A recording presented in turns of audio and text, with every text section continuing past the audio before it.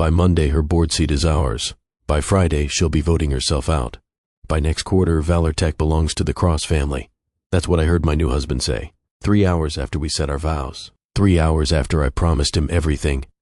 3 hours after I believed I'd found the one person in this world who loved me for me, not for what I'd built.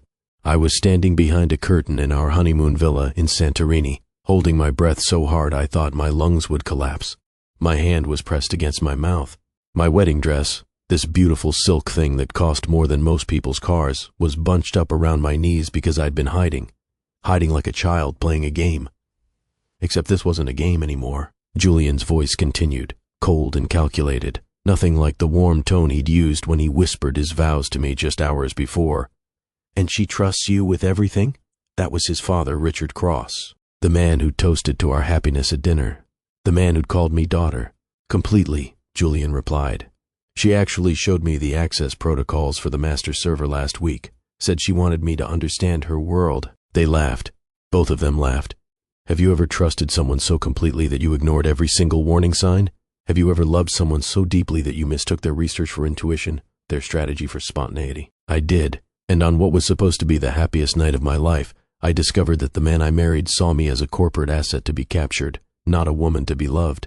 My name is Natalia Reeves, and this is the story of how I built a billion-dollar company from nothing, how I almost lost everything to a man who pretended to love me, and how I took back my power in the most savage way possible. If you've ever been betrayed by someone you trusted, if you've ever had to choose between your heart and your survival, you need to hear this story. Hit that like button right now because what I'm about to tell you will change the way you think about trust, love, and power forever. But before I tell you how I destroyed him, let me tell you how he almost destroyed me. I need to take you back before the wedding, back before Julian Cross. Back to when I was just a girl with a dream and a dead grandmother's $5,000 loan. I built Valor Tech in my college dorm room when I was 22 years old. I know that sounds like every Silicon Valley cliche you've ever heard, but it's true. I was a computer science major at Berkeley, and I'd spent my childhood watching my grandmother run a small fabric business in Oakland. She was brilliant, my grandmother, sharp as a knife and twice as tough, but she struggled constantly because the supply chain was a mess. Small businesses like hers got cheated by middlemen who controlled access to materials, warehouses, and distribution.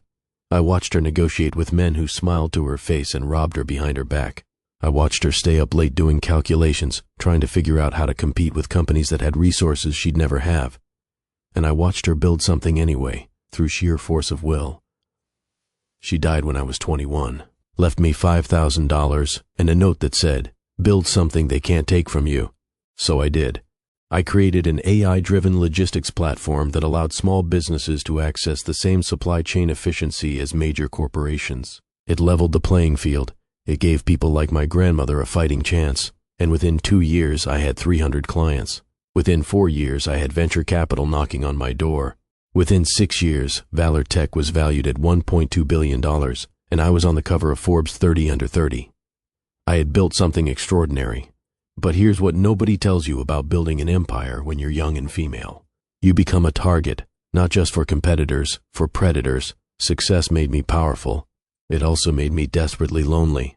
By the time I was 28, I'd sacrificed everything for Valor Tech. Friendships, relationships, sleep, health. I'd had 2 relationships that failed because the men couldn't handle being with a woman who made more money than they ever would. I'd had business partners who smiled at me in meetings and then tried to undermine me with investors.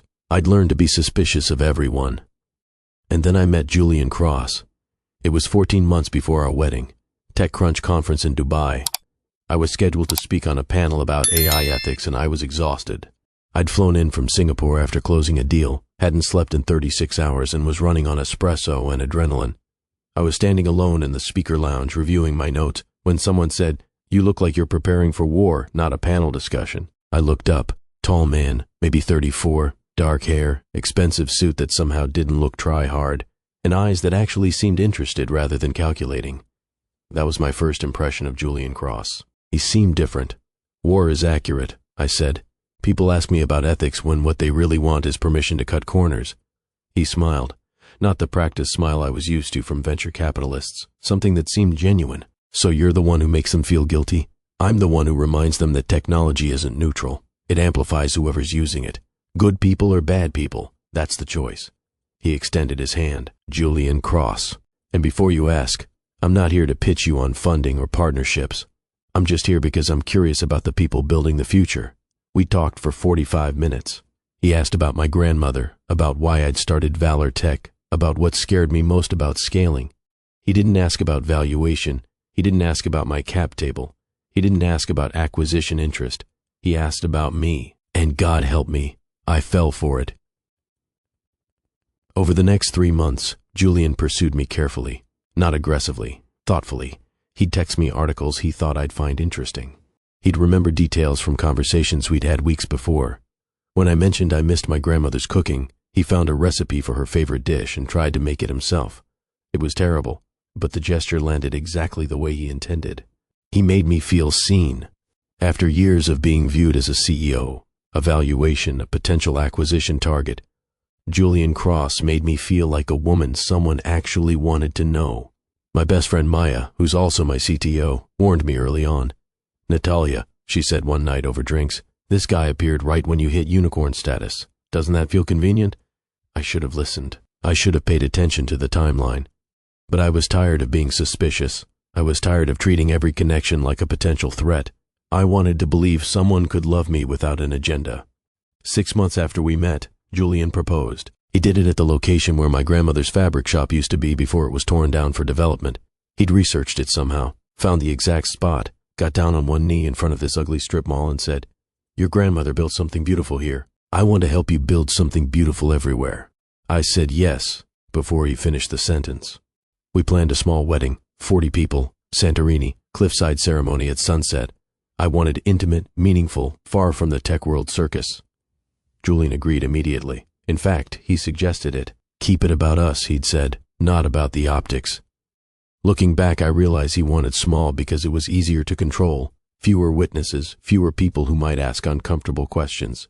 But I didn't see that then. I saw a man who valued privacy and authenticity. I saw a partner. The wedding week was beautiful, painfully, heartbreakingly beautiful. We arrived in Santorini 5 days early with our small group of guests. My team from Valor Tech, Julian's family, a few close friends. The villa we'd rented clung to the cliff face, all white stone and blue shutters overlooking the Aegean Sea.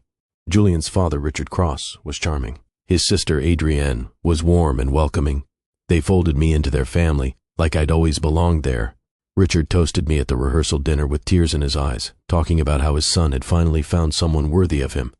I remember thinking, this is what family feels like. I should have been thinking, this is what a con looks like. The wedding itself was perfect. My friend designed my dress. Simple silk, no train, no veil.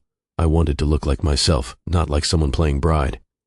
Maya stood beside me as my maid of honor, crying through the entire ceremony. Julian's vows were beautiful.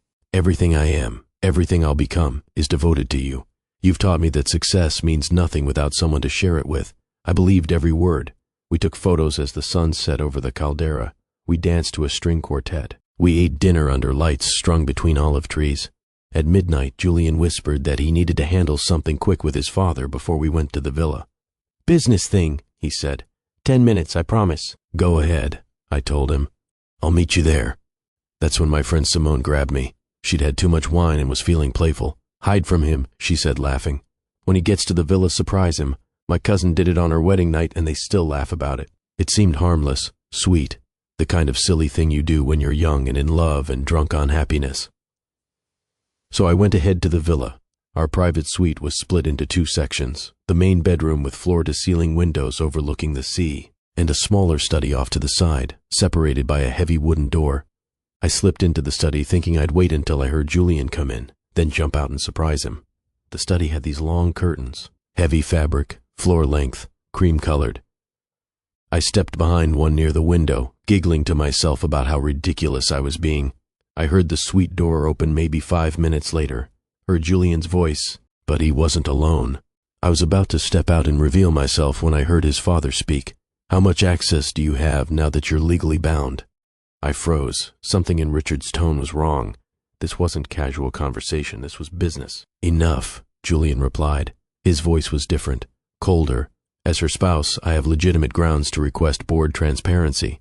The prenup protects her existing shares, but there's no protection against voluntary transfer, which is exactly what we'll position it as." I stopped breathing. I pressed my hand against my mouth so hard it hurt. My heart was pounding so loud I was sure they'd hear it through the curtain. "And she trusts you with everything?" That was Adrienne now, Julian's sister. All three of them were in the room, discussing me like I was a merger negotiation. "Completely," Julian said, and I could hear the satisfaction in his voice. "She actually showed me the access protocols for the master server last week. Said she wanted me to understand her world." They laughed. These people who'd just celebrated my wedding laughed about how easily I'd trusted them. I pulled out my phone with shaking hands, switched it to record, held it against the curtain. "Once we trigger the vote of no confidence," Richard was saying, "what's her likely response?" "She'll fight," Julian replied, "but not publicly. Natalia hates scandal. She watched her grandmother's business destroyed by rumors. She'll try to negotiate privately, which gives us the advantage.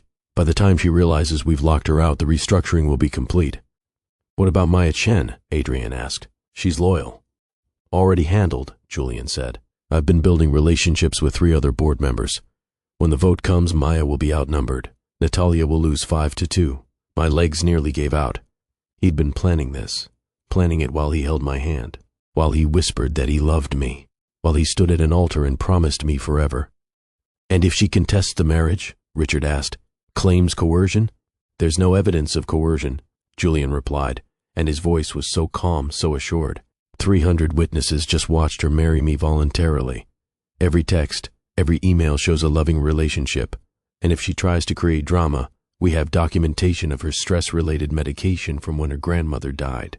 We'll position her as unstable under pressure, the stress medication. I'd told him about that in confidence. I'd cried in his arms about how hard that year had been, how I'd needed help just to function, and now he was planning to weaponize my vulnerability. "You've thought of everything," Adrienne said, and she sounded impressed. "I've had 14 months, Julian replied. "You don't capture a unicorn without a strategy." A unicorn. He called me a unicorn, not his wife, not the woman he loved. A corporate asset with a valuation. I stayed behind that curtain for another 8 minutes. I recorded everything. The timeline, the strategy, the board members he'd corrupted, the prenup loopholes his family's lawyer had deliberately created, the offshore accounts they were preparing to receive liquidated assets. When they finally left the study, talking about checking on the bride, I waited in complete silence for 3 minutes. Then the first slipped out through the terrace door. I walked across the property barefoot, my wedding dress dragging in the dirt, my face wet with tears I didn't remember shedding. I went to the guest villa where Maya was staying, knocked on her door at 1:47 in the morning. She took one look at my face and said, "Tell me who we're destroying." I played her the recording, watched her face transform from confusion to rage to something cold and calculated. When it finished, she looked at me and asked the only question that mattered. "Do you want revenge or protection?" I wiped my face. "Both. In that order." She nodded once. "Good. That means we can win." We spent the rest of the night in her room with the lights off and the door locked. Maya made calls. First to Marcus Webb, a forensic accountant we'd worked with on a due diligence project 2 years ago. "I need you in Greece by tomorrow," Maya told him. "Someone tried to steal from us." Marcus didn't ask questions. He just said, "Give me 12 hours. The second call went to Simone Park, a corporate attorney with a reputation for destroying people who crossed her clients. Simone answered on the first ring despite the time difference. "This better be life or death," she said. "It's theft," I told her. "My husband married me to steal my company." There was a long pause. Then Simone said, "Where are you?" "Greece." "Don't sign anything, don't confront him. Act normal until I get there. Can you do that?" I looked at Maya, my best friend since college, the woman who'd been with me since before Valortech was anything more than code on a laptop. "Can I do that?" I asked her, not Simone. Maya took my hand. "You can do anything. You're Natalia Reeves. You built a $1 billion company from nothing. You can pretend to love a man who tried to destroy you." So that's what I did. When the sun came up over Santorini that morning, I went back to the villa. I changed out of my wedding dress. I washed my face. I got into bed fully clothed under the covers, and when Julian woke up at 7, I let him pull me close. "Good morning, Mrs. Cross," he said, kissing my shoulder. I forced myself not to recoil, forced myself to smile. "Good morning, husband." We had breakfast on the terrace with Richard and Adrienne, this beautiful spread of fresh fruit and pastries and coffee, overlooking the Mediterranean. They toasted to new beginnings. Julian talked about visiting Valortech headquarters, about wanting to understand my world better. "I'd love that," I said. my voice steady even though my hands were shaking under the table. I want you to feel part of everything I've built. Every word tasted like poison, but I said them anyway, because Maya was right. I could do anything, even this. That afternoon, Richard's attorney, a man named Davis who I'd met twice before, appeared with paperwork. Just some standard updates now that you're married, Davis explained. Beneficiary documents, emergency contacts, routine administrative things. I looked through the papers carefully. Power of attorney, emergency board proxy, asset transfer authorizations, all of it designed to give Julian control if anything happened to me, or if I was deemed unable to fulfill my duties. I want to review these properly, I said, setting them aside. Not wedding brain. Julian's smile tightened just slightly. Of course, no rush, but there was a rush. I could see it in his eyes. He'd expected me to sign immediately, drunk on newlywed trust. Now he was worried. Good, I thought. Be worried. Marcus arrived the next day. I met him at a cafe in Oya, far from our villa, while Julian thought I was shopping with Maya. Marcus looked exactly like I remembered. Mid-50s, gray hair, glasses, the kind of man who could disappear into any crowd. Perfect for someone whose job is finding things people want hidden. Show me everything, he said. I handed him my laptop and phone, access to Valor Tech's corporate structure, every document I'd signed in the past year, my personal financial records, the prenup. He worked for 2 hours in silence. Then he looked up at me over his coffee and said, "Your husband's family is broke. Cross and Lawrence Capital is 8 weeks from bankruptcy. They've lost $340 million on bad crypto and biotech investments. They need a big win or they're finished." How big, I asked. The size of Valor Tech, he replied. So I'm not a wife, I said. I'm a bailout. You're an acquisition target, Marcus corrected. And they've been planning this for at least a year. Want to know when Julian Cross bought his ticket to Dubai? When? 2 days after your Series C announcement went public. He saw your valuation jump and he came looking for you. I closed my eyes. 14 months. I'd spent 14 months building a relationship with a man who'd targeted me like I was a company he wanted to acquire. What else? I asked. The prenup was co-drafted by your attorney and theirs. Your attorney was recommended by Julian, correct? I nodded. Your attorney is related to Davis, Richard Cross's lawyer. Cousins. They built in loopholes around voluntary asset restructuring. If you sign their new papers, you'll effectively be giving Julian emergency control over your board seat and your shares. Can we reverse it? The prenup? Maybe. It'll take years and cost more than you have liquid. But here's the thing, Natalia. You don't need to reverse it. You need to use it. I looked at him. What do you mean? If Julian thinks he's won, he'll get sloppy. He'll rush. And rushing people make mistakes. We let him think he has you. Then we take everything. I thought about that. About playing the loving wife while building a case against my own husband. How long? I asked. 3 weeks, Marcus said. Valor Tech has a quarterly board meeting scheduled in 3 weeks, right? I nodded. That's when we end him. Simone arrived that evening. We met in Maya's room again, 3 women huddled around a laptop like we were planning a heist. Because in a way, we were. We were planning to steal back what was mine. Simone had reviewed everything Marcus found. She looked at me with something like respect. You recorded them on your wedding night. That was smart. I wasn't thinking about smart, I told her. I was thinking about survival. Same thing, she replied. Now here's what we're going to do. We're going to let Julian think everything is going according to his plan. You're going to act like the trusting wife. Meanwhile, Marcus traces every financial connection between Julian and your company. I build a legal case for fraud and possibly criminal conspiracy. And on the day of your board meeting, we detonate everything. In front of the board? Maya asked. In front of everyone, Simone confirmed. Board members, legal counsel, investors. Maybe even media if we can arrange it quietly. Because this isn't just about protecting Natalia. It's about making sure Julian Cross never does this to another woman again. I looked at both of them. These women who were giving up sleep and time and energy to help me fight back. Why are you doing this? I asked. Simone smiled. It wasn't warm. Because men like Julian Cross have been stealing from women like us since the beginning of time. And I'm tired of it. Maya squeezed my hand. Because you're my best friend and I'd burn the world down for you. I had to look away before I started crying again. Okay, I said. Let's destroy him. The next 2 weeks were the hardest of my life. Harder than building Valor Tech. Harder than losing my grandmother. Harder than anything I'd ever experienced because I had to pretend. Every morning I woke up next to a man who was planning to ruin me. Every night I let him kiss me goodnight. Every day I smiled and played the happy newlywed while my team built a case that would put him in prison. Julian grew more insistent about the paperwork. Just sign them so we can focus on us, he'd say, his hand on my waist, his voice gentle. I know, I'd reply. I just want to understand everything first. My grandmother always said never sign something you haven't read 3 times. He'd laugh. Always so careful. That's what I love about you. No, I'd think. What you love about me is that you thought I'd be easy to manipulate. We returned to San Francisco a week after the wedding. Julian moved into my house in Pacific Heights. I'd wanted us to keep separate places initially, but he'd insisted. We're married now, he'd said. We should build our life together. Now I understood. He wanted access to my home, my office, my private spaces. I let him have it, but I also had Maya install a decoy laptop in my study, one that looked exactly like my real work computer. Julian asked to use it once to check his email. I watched remotely as he downloaded files, corporate structure, client lists, financial reports, everything he'd need to understand how to dismantle Valor Tech, except it was all fake.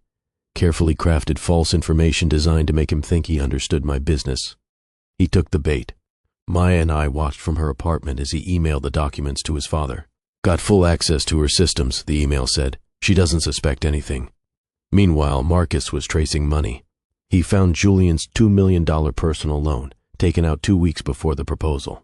Found the contingency clause, pending asset acquisition. He found payments from Cross and Lawrence Capital to the 3 board members Julian claimed he'd corrupted. He found offshore account structures waiting to receive liquidated assets. And then he found something else, something that made my blood run cold. Julian had done this before, not exactly the same way, but close enough. 3 other women, 3 female founders he'd dated over the past 6 years.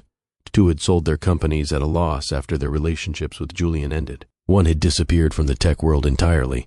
Marcus founder, Rachel Kwan. She'd founded a logistics startup that competed with major players until she dated Julian Cross, until she broke up with him, until her company mysteriously lost its major investor and she was forced to sell for pennies. I called her, this stranger who I'd never met but who suddenly felt like a sister. He told me I was paranoid, Rachel said when I explained why I was calling. He told me the investor pullout had nothing to do with him, but I know it did. I just couldn't prove it. By the time I understood what happened, I couldn't afford a lawyer. I lost everything. I'm sorry, I told her. Don't be sorry, she said. Just don't let him do to you what he did to me. I won't, I promised. Rachel agreed to give a statement. So did another woman, Jennifer Torres. The 3rd woman, Sarah Chen, was too traumatized to go public but sent a written account. Julian Cross was a serial predator, and I was his biggest target yet. 3 days before the board meeting, Julian tried to initiate intimacy. We were in bed. He reached for me. I froze. I'm exhausted, I said. Can we just sleep? You've been distant since the wedding, he said, and there was frustration in his voice. Is something wrong? I looked at him. This man who I'd loved. This man who'd never loved me back.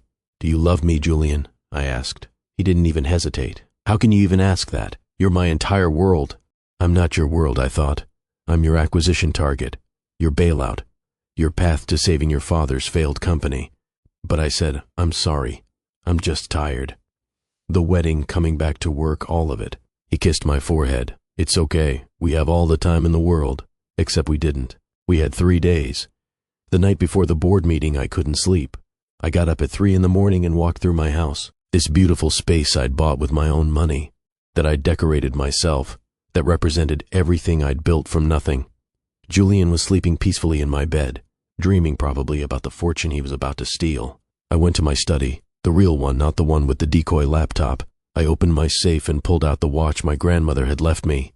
It was cheap, probably worth $50, but she'd worn it every day of her life. Build something they can't take from you, her note had said. I'd built it, Grandma, I thought, and now I'm going to protect it. The morning of the board meeting, I dressed carefully. Red suit, not my usual blue or black. Red, power, aggression, war, Julian noticed. Big day, he asked. The biggest, I replied. He kissed me goodbye, thinking I meant big for him. The Valor Tech boardroom is on the 22nd floor of our headquarters in Soma. Floor-to-ceiling windows overlooking the bay. Long table, 9 chairs. Usually it's where we discuss quarterly results and strategic planning. Today it was going to be a tribunal. 9 people entered the room at 10 a.m. Me, Julian, Maya, 5 board members, our company counsel. Julian had been allowed to attend as an observer after I'd suggested it 2 weeks earlier. The board had agreed, seeing it as a harmless gesture to include my new husband. They had no idea what was coming. The meeting started normally. Financial review, growth metrics, client acquisition numbers. Julian sat beside me, taking notes, asking thoughtful questions, playing the interested spouse learning about his wife's business. 20 minutes in, he made his move. "I know I'm just observing," he said, "but if I may, I've noticed Natalia has been under a lot of stress lately. She's been overextended.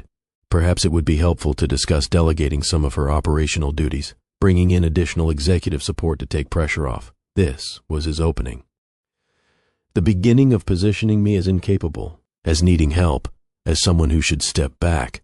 The board members looked at me, concerned. Travis Kent, one of the members Julian thought he'd corrupted, started to speak. I held up my hand. "That's interesting timing, Julian, because I've been thinking about company structure too, specifically about threats to Valortech, internal and external." The room went quiet. Julian's smile faltered slightly. "What do you mean?" "I mean situations where people close to leadership might have conflicting interests, where someone might use their proximity to power for personal gain." I nodded to Maya.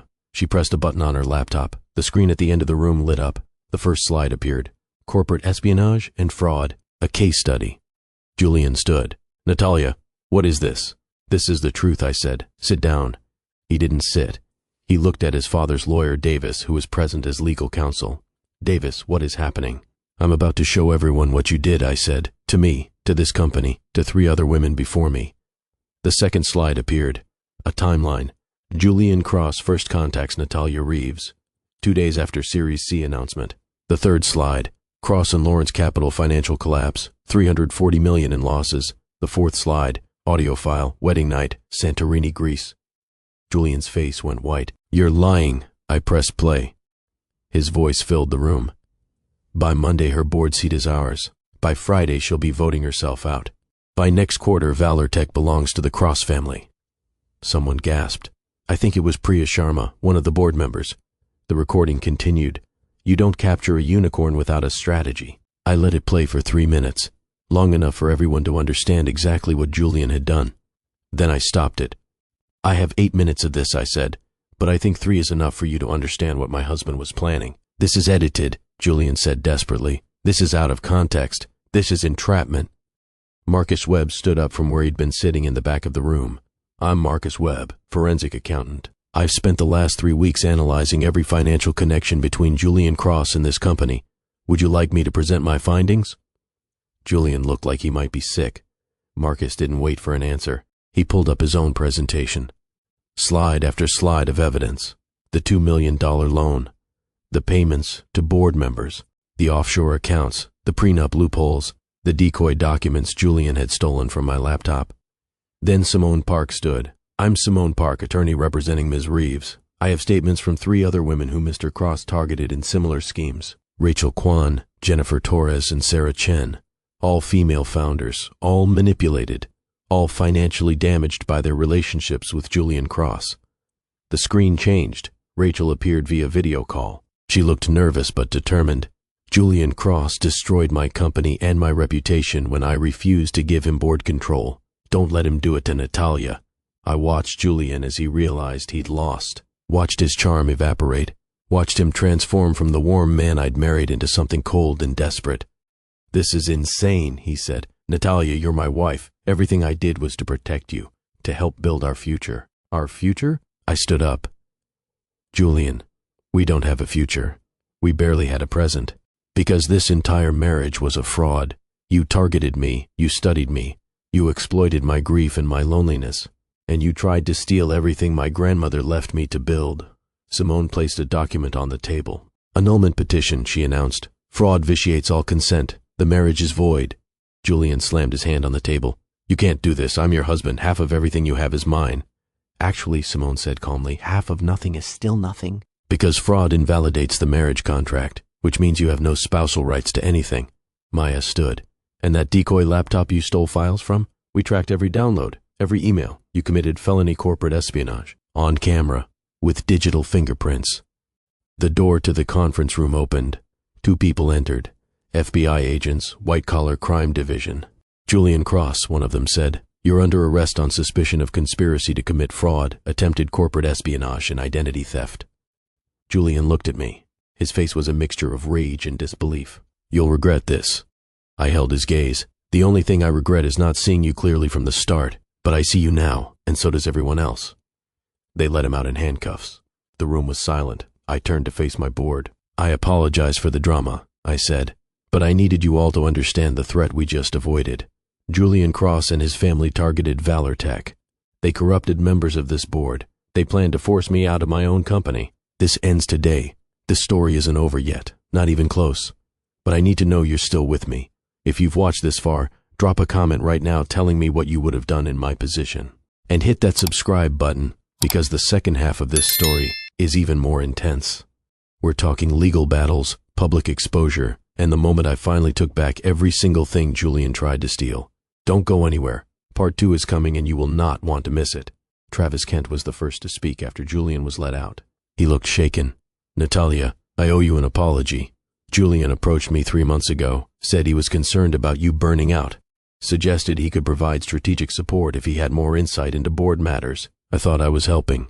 I looked at him. Travis had been with ValorTech since Series A. He'd believed in me when others wouldn't. You were manipulated, I said, just like I was. The difference is you didn't marry him. There were a few nervous laughs around the table. The tension broke slightly. Priya Sharma spoke next.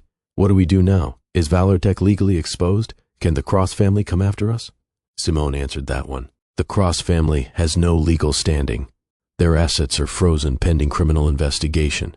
Cross and Lawrence Capital is filing for bankruptcy.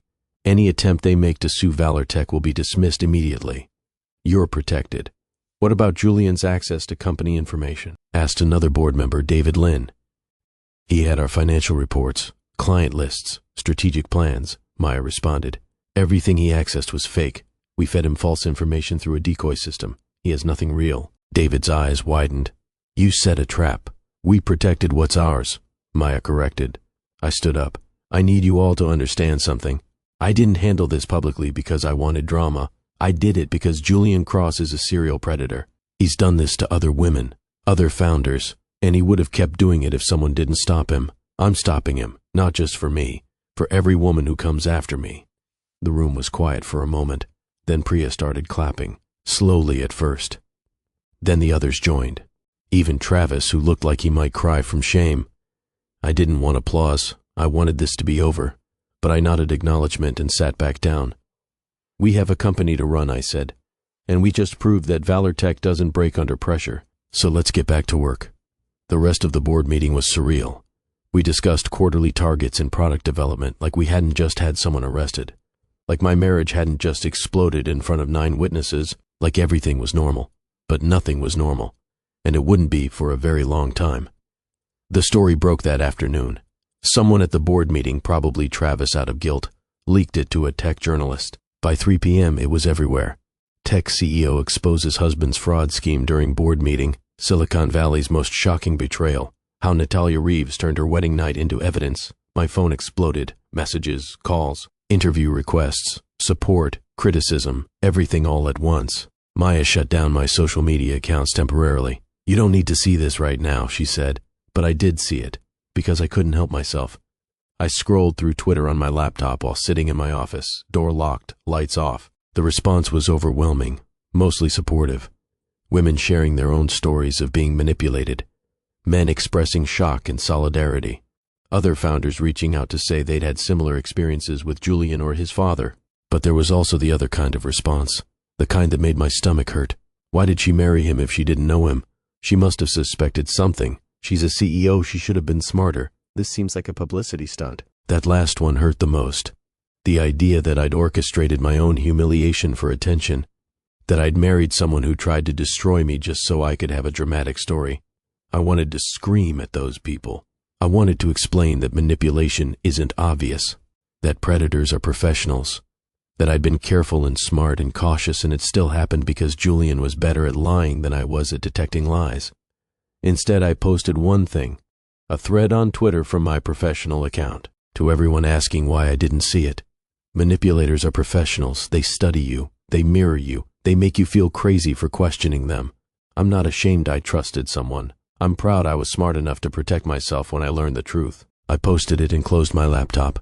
Within an hour, it had 2.4 million likes. Apparently, the world was ready to hear that truth. The next few days were a blur.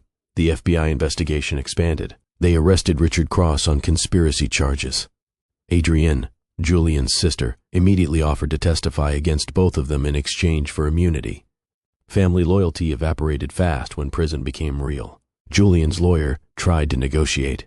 My client made mistakes, but this is a civil matter, not criminal. Simone shut that down immediately. Your client committed fraud, conspiracy, and corporate espionage. There's no negotiation. Meanwhile, I couldn't be in my own house. Every room reminded me of Julian. The bedroom where he'd slept beside me while planning my destruction. The kitchen where we'd had breakfast and talked about our future. The study where he'd kissed me goodbye the morning of the board meeting, thinking he was about to win. I moved into a company apartment we kept for visiting executives. Maya stayed with me the first week. We ordered takeout and watched terrible reality TV and didn't talk about what had happened unless I needed to. One night I broke down completely. We were sitting on the couch and I just started sobbing. Not quiet tears, ugly gasping sobs that made my whole body shake. Maya held me, didn't tell me it was okay, didn't tell me it would get better, just held me while I fell apart. When I could finally speak, I said, I really loved him, Maya. I really thought he loved me back. I know, she said. How did I miss it? How did I not see what he was? Because he was good at hiding it. Because you're human. Because wanting to be loved doesn't make you stupid, Natalia. It makes you normal. I cried harder. I don't feel normal. I feel broken. You're not broken, Maya said. You're processing trauma. There's a difference. She made me promise to start therapy. I resisted at first. I didn't have time. I had a company to run, a legal case to build, a public image to manage. But Maya was firm. You can't run a company if you can't function. And right now, you're barely functioning. Please, for me, try therapy. So I did, 3 times a week, with a woman named Dr. Patricia Osei who specialized in trauma and betrayal. Our first session, she asked me what I wanted from therapy. I want to stop feeling stupid, I said. You're not stupid, she replied, but I understand why you feel that way. Let me ask you something. If a friend came to you and told you this exact story, would you think she was stupid? I considered that. No, I'd think she was a victim. So why is it different when it's you? I didn't have an answer. We spent the next 3 months unpacking that question. Why I felt responsible for Julian's actions. Why I thought I should have known. Why I equated trusting someone with weakness. Slowly, painfully, I started to understand something. I hadn't failed. Julian had. He'd failed at being human, at having integrity, at choosing honesty over greed. His actions weren't my fault. They were his choice. That realization didn't make the pain go away, but it made it bearable. 6 months after the board meeting, the trial began. Julian had fought extradition to federal court and lost. Now he sat in a San Francisco courtroom, looking smaller than I remembered. The media coverage was intense. Cameras lined the courthouse steps. Reporters shouted questions every time I arrived or left. Protesters held signs, though I'm not sure what they were protesting. Some supported me. Some thought I was lying for attention. The world had opinions about my pain, and they weren't shy about sharing them. The prosecution's case was overwhelming. They had my recording. Marcus's financial forensics, the statements from Rachel, Jennifer, and Sarah. They had Julian's own emails, recovered from seized devices where he discussed his plan with his father and sister. Julian's defense attorney tried to argue that he genuinely loved me, that his actions were misguided but not criminal, that I was a vindictive ex-wife destroying a man who'd made mistakes. The prosecutor destroyed that argument in cross-examination. If he loved her, why did he call her a unicorn to be captured? If he loved her, why did he plan to use her mental health history against her? If he loved her, why did he target 3 other women before her? When it was my turn to testify, I wore a navy suit and my grandmother's watch. Nothing else, no jewelry, no makeup beyond what looked professional. I wanted the jury to see me as I was, not a billionaire CEO, not a scorned wife, just a woman telling the truth. The prosecutor walked me through everything. How we met, how he pursued me, the proposal, the wedding, the conversation I overheard. She played the recording again. In that courtroom, with Julian sitting 20 feet away, his voice filled the space. You don't capture a unicorn without a strategy. I watched the jury, saw their faces harden, saw them look at Julian with disgust. Then came cross-examination. Julian's attorney was a man named Robert Chen. Expensive suit, practiced sympathy. He approached me like I was fragile. Ms. Reeves, isn't it true that you were looking for a way out of your marriage? No, I said. Isn't it true that you recorded that conversation specifically to use against Mr. Cross? I recorded that conversation to protect myself after discovering my husband was planning to steal my company. You've described yourself as careful and strategic in business. Isn't this just another business strategy? Eliminating a threat? I looked at him, then at Julian, then back at Chen. Julian Cross isn't a business threat. He's a criminal who targeted me because he thought I'd be easy to manipulate. Recording him wasn't strategy. It was survival. Chen tried a different angle. You've built Valor Tech into a billion-dollar company.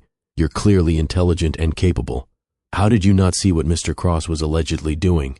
I paused, let that question sit in the air, because it was the question I'd been asking myself for 6 months. Then I answered, because Mr. Cross is a professional manipulator. He studied me. He researched my history. He used my grief over my grandmother's death to make himself seem caring. He exploited my loneliness to make himself seem necessary. And he did it all so skillfully that I believed every word. That's not a failure of my intelligence. That's a testament to his skill at deception. The courtroom was silent. Were you in love with him? Chen asked. Yes, I said. I loved him completely, which is why his betrayal was so devastating, and why his actions are so unforgivable. Chen had no follow-up to that. Julian testified against his attorney's advice. I watched him take the stand, watched him try to summon the charm that had worked on me for 14 months. He started with remorse. I never meant to hurt Natalia. I made mistakes. I got caught up in my family's financial problems and made terrible choices. But I did care for her. Under cross-examination, he cracked. The prosecutor was relentless. If you cared for her, why did you call her an acquisition target? If you cared for her, why did you plan to destroy her reputation? If you cared for her, why did you target 3 other women before her? Julian's composure shattered. She was supposed to trust me. She was supposed to sign the documents. I would have run Valor Tech better than her anyway. She's brilliant, but she doesn't understand scaling at that level. The courtroom erupted. The judge called for order. Julian's attorney looked like he wanted to disappear. And I realized something. Julian actually believed he would have been better for my company than I was. He'd convinced himself that stealing from me was somehow helping me. That's what made him truly dangerous. Not that he was cruel, but that he was delusional. The victim impact statements came next. Rachel Kwan spoke first. She described losing her company, her savings, and nearly her life. I contemplated suicide, she said, her voice shaking, because Julian Cross made me believe I was the problem, that I was paranoid and unstable. It took me 3 years to understand that he was the problem, not me. Jennifer Torres described bankruptcy and depression. Sarah Chen's statement was read aloud because she was too traumatized to appear. I still can't trust anyone, she'd written. Julian Cross stole more than my company. He stole my ability to believe in people. Then it was my turn. I walked to the front of the courtroom and read from a paper I'd written and rewritten 20 times. Julian Cross didn't just try to steal my company.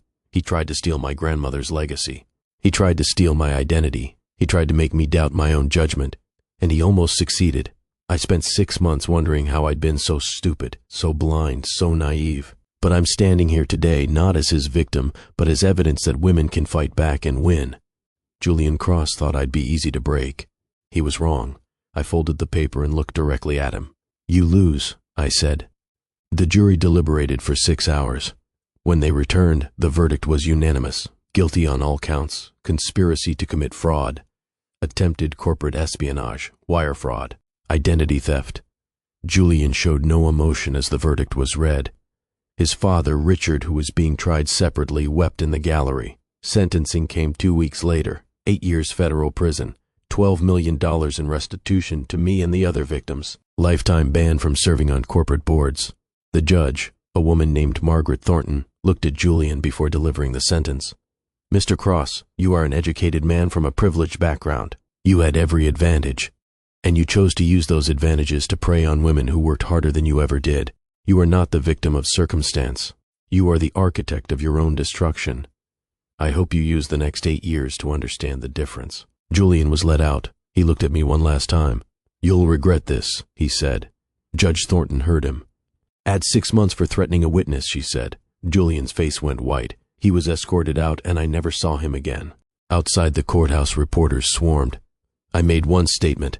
This isn't a victory, it's a closing. I didn't want to be here. But I'm grateful justice was served. Now I'm going back to work. Someone shouted a question. What would you say to Julian Cross now?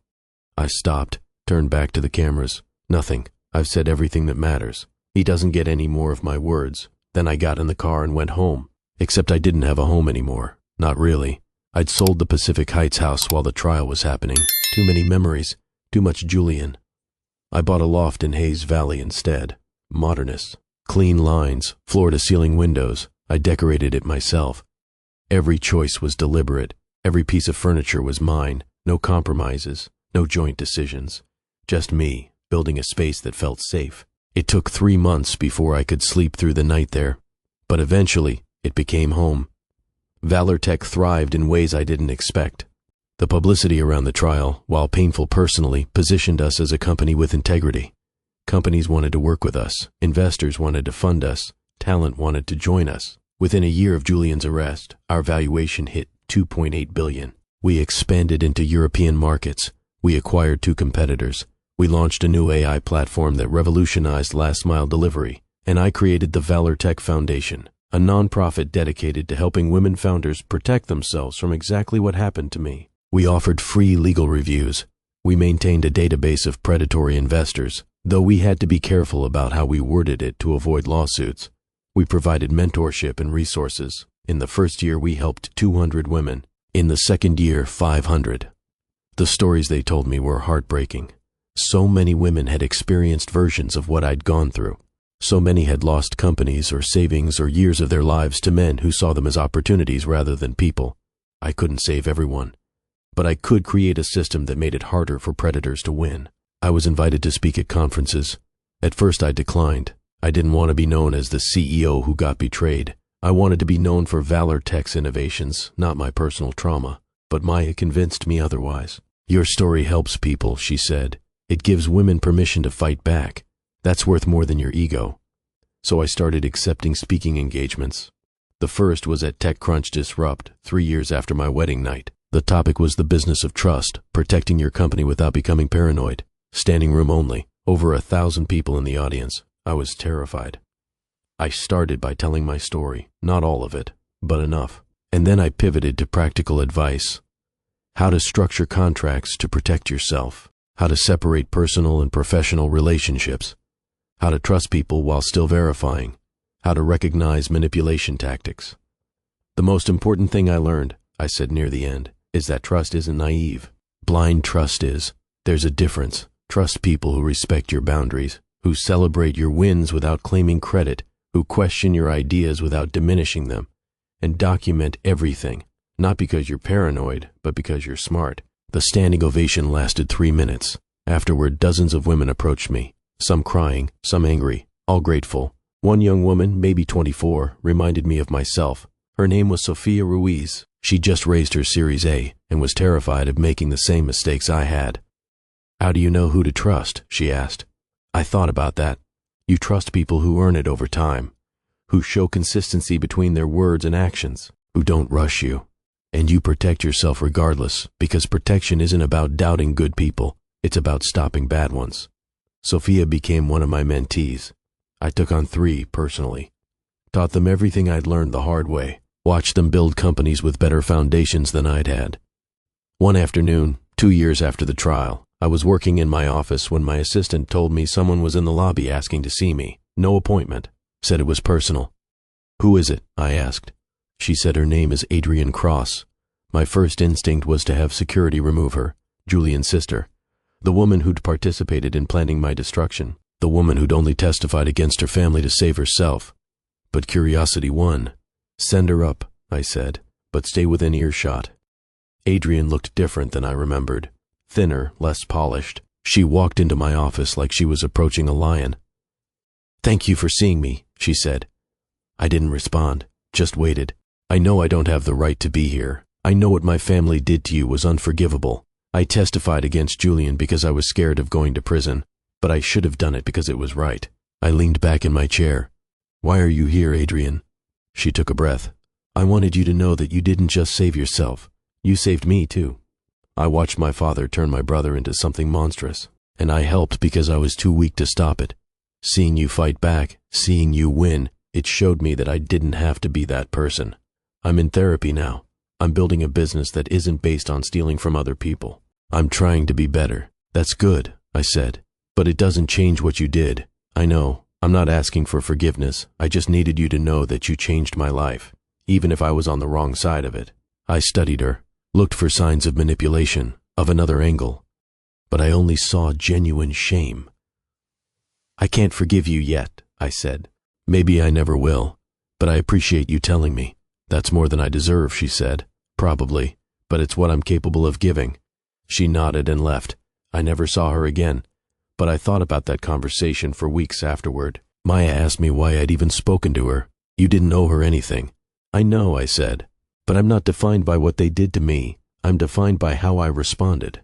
And how did you respond? Maya asked. With strength, I said. The rage was just fuel. 4 years after my wedding night, I was at a tech conference in Austin. I'd been invited to speak on the main stage about scaling AI platforms. The speech went well. Afterward, I was standing near the exhibitor hall when a man approached. That was incredible, he said. Can I buy you coffee? He was handsome, warm smile, seemed genuine, and every alarm in my system went off. I don't do coffee with strangers, I said, but you can email my assistant if you want to discuss business. He looked surprised. I wasn't hitting on you. I genuinely admire your work. Then you'll understand why I'm careful, I replied. I walked away feeling powerful, not paranoid, powerful, because I'd protected my boundaries without apology. His email arrived the next day, thoughtful, professional, detailed questions about my speech. His signature said Dr. Elijah Okonkwo, Professor of Business Ethics, UT Austin. Over the next 2 weeks, we exchanged emails. He never asked personal questions, never pushed for phone calls or meetings, just engaged intellectually with my work. Maya noticed I was smiling at my computer more. Who is he? She asked. Maybe no one, I said. Maybe someone. I'm not sure yet. Are you scared? She asked. Terrified, I admitted. But I think that's normal. I don't think I'll ever trust someone the way I trusted Julian. But maybe that's okay. Maybe trust should be earned slowly. I eventually agreed to coffee with Elijah. Public place. Daytime. I told 3 people where I'd be. He showed up with his own coffee already purchased. Didn't want you to worry I'd drugged it, he said with a smile. I laughed. Actually laughed. For the first time in months, something felt light. We talked for 2 hours. About our work. About ethics in tech. About the responsibility that comes with building things that affect millions of people. He asked thoughtful questions, listened more than he spoke. Never once asked about my money or my company's valuation or whether I was looking for investors. When we stood to leave, he asked, Can I see you again? Maybe, I said. I moved slowly. I respect that, he replied. He left without asking for my personal number. I offered it anyway. We've been seeing each other for 6 months now, slowly, carefully. He knows my story, knows why I check his background, why I verify things he tells me, why I keep certain parts of my life separate.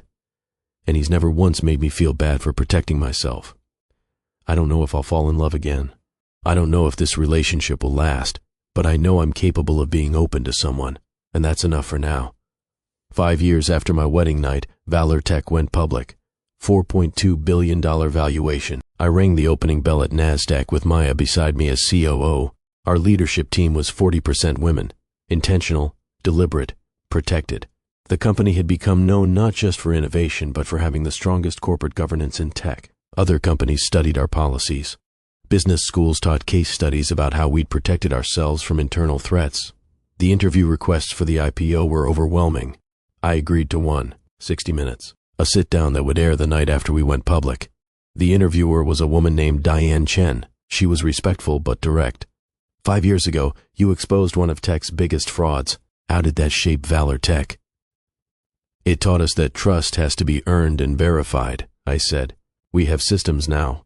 Not because we don't trust our team, but because we respect them enough to protect them from bad actors.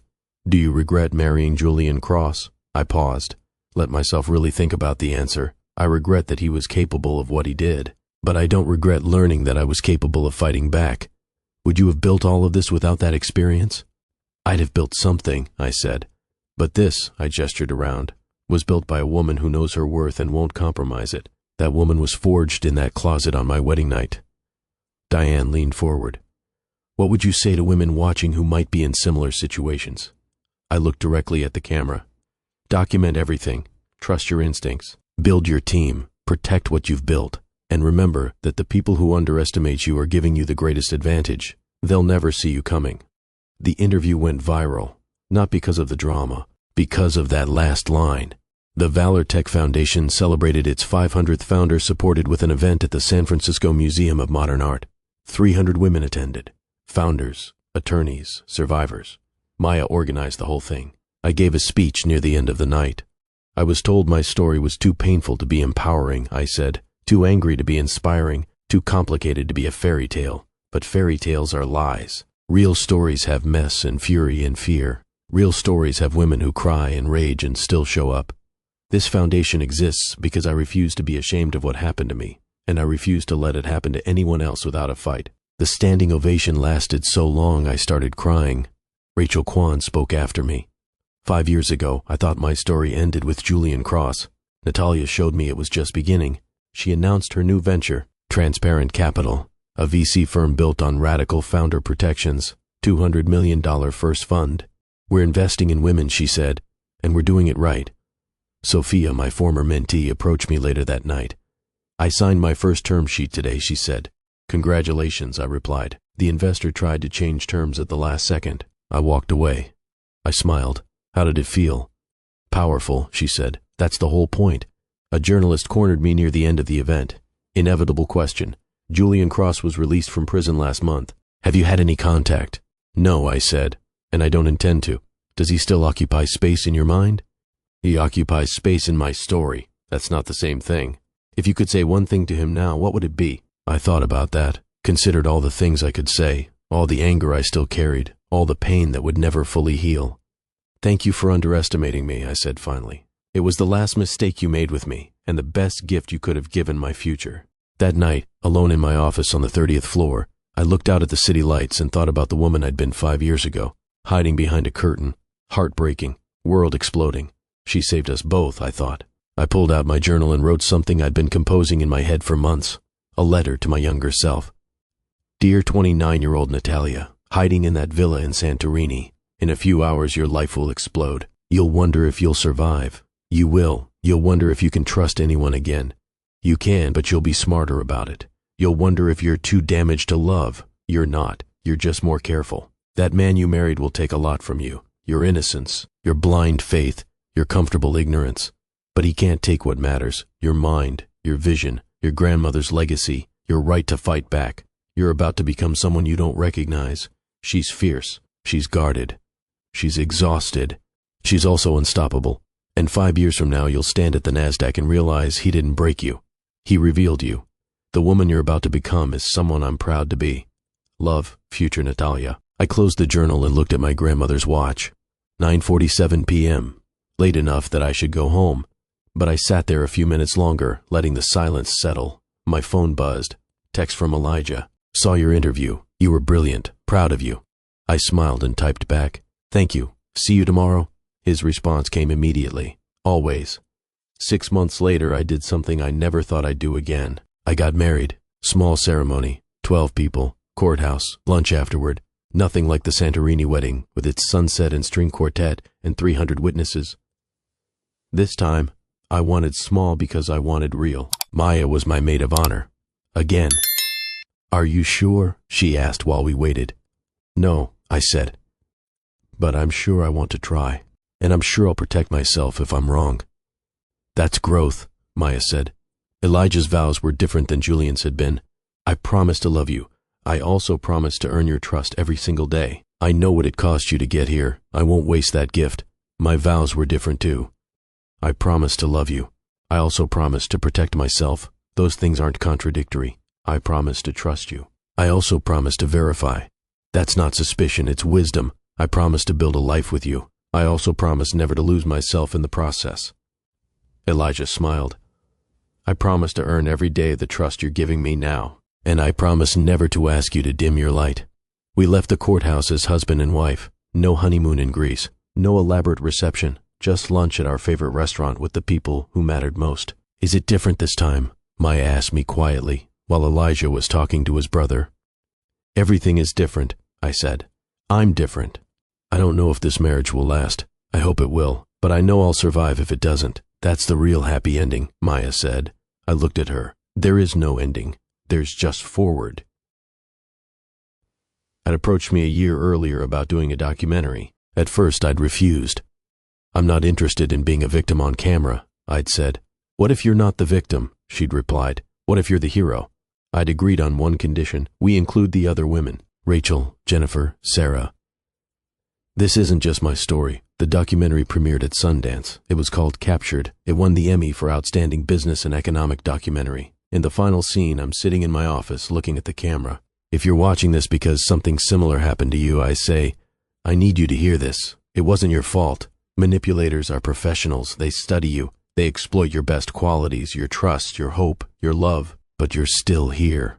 And that means you're stronger than what happened to you. Document everything. Trust your gut. Build your team. Protect what you've built. And remember, the people who underestimate you are giving you the greatest advantage. They'll never see you coming. The film cuts to me in the present day, standing in Valor Tech headquarters, looking out at San Francisco.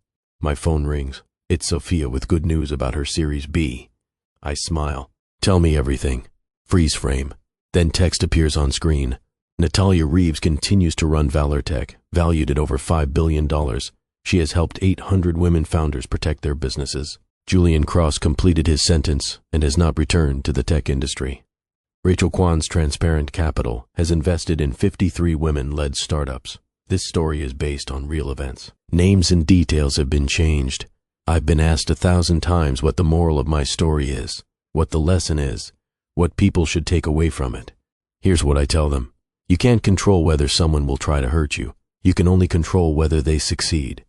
Julian Cross thought I'd be easy to break because I was trusting. He was wrong. Trust isn't weakness. It's a choice. And when someone betrays that choice, the response isn't to stop trusting. The response is to be more careful about who earns it. I walked into that closet as a bride who believed in fairy tales. I walked out as a woman who understood that real strength isn't about never falling. It's about getting back up and making sure the person who pushed you falls harder. Julian Cross tried to steal my company. Instead, he gave me something more valuable, the absolute certainty that I can survive anything. That's not a love story. That's a power story. And it's mine. If this story moved you, if it inspired you, if it made you think differently about trust and power, I need you to do 3 things for me right now. First, hit that subscribe button. I share stories like this every single week. Stories about resilience, revenge, and reclamation. Stories about people who refuse to stay down. Second, drop a comment. Tell me, what would you have done in Natalia's position? Have you ever had to choose between love and self-protection? Your stories matter, and I read every single comment.